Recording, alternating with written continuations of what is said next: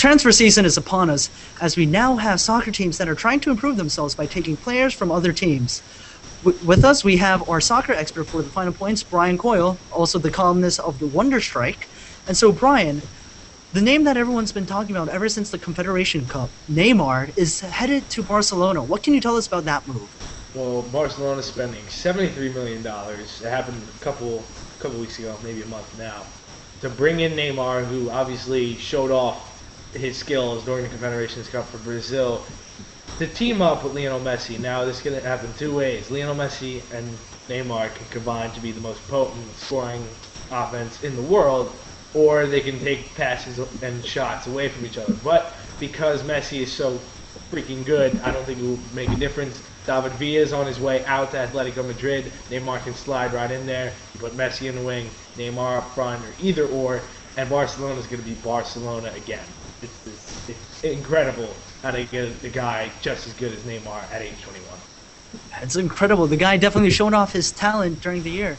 Now, a name that many Americans might know is Jozy Altidore. Now, what can you tell us about the American striker? Well, Jozy Altidore in the past couple of days has made a move away from his Dutch side to Sunderland. Now, you said Jozy's well known throughout America, but Sunderland's not a team well known. It's not one of the big clubs in England. But this is a great step forward for Altidore. He's only 23, believe it or not. This guy, he's been in the press for the past couple of years. He went over 30 goals last year. I think it's a great move for the Black Cats and Paulo Di Canio.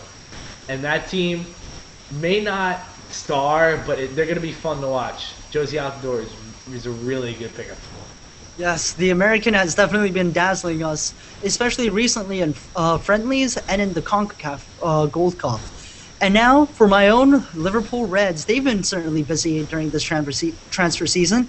Brian Coyle, what can you tell us about what Liverpool has been doing? Liverpool's been doing a lot. I mean, you add Simone Mignolet to the team to finally light a fire under Pepe Reina, because he's really just settled in the past couple of years. He used to be a top keeper, now he's not. So Simone Mignolet will either push him or take over the job. You add Iago Aspas from Celta Vigo, tricky, speedy little striker. It should fit fine into Brendan Rodgers' offense. You get rid of Andy Carroll. Even though you bought him for 50 million, you sold him for 25. You bite the bullet and get rid of him. Brian, I don't care. We got rid of Andy Carroll. The city of Liverpool is celebrating right now. That's all you have to know. Chelsea's still dealing with their $80 million mistake at the moment, so you're not the worst team to have to buy high and sell low. But the big thing with Liverpool now is Luis Suarez. He apparently wants out. Chelsea's been putting bids in, Manchester City, Arsenal had a bid turned down today.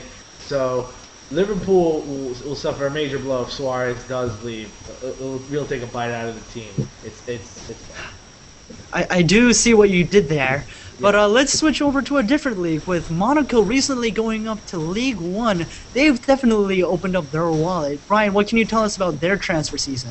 If anybody knows who Paris Saint-Germain is or PSG is, Monaco is PSG on steroids, which is hard to believe. Manchester City was the first club to go all free spending money on everybody. PSG did it last year, and they're doing it this year with news breaking that Edinson Cavani is spurring Manchester City and Chelsea to go to PSG.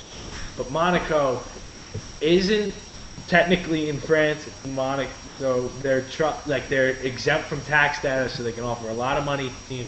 They bought the world's number 3 player in Falcao, the best pure striker in the world right now, which is saying something, for $90 million. And just for the hell of it, they spent $104 million on the Porto duo James Rodriguez and João Moutinho, who will add a lot to this team. The only thing is, does money buy happiness in soccer? It seems to sometimes. So we'll see when Monaco and PSG just fight with money the 2 times to play each other. It's ridiculous. Right. Oh, we don't know if money wins happiness, but in the world of soccer, especially with Manchester City winning the Premier League last year, well, technically 2 years ago, and PSG just recently winning League One, you can't say money wins trophies. I think the key difference between PSG last year and Monaco this year is that PSG last year bought David Beckham. I think we can agree that's a huge difference, Brian. In endorsements, but not on the field as much, unfortunately. Beck still doesn't have it, but He can put a free kick in now and then. But of course now he's gone on to the world of ownership. We won't be bending it on the field anymore.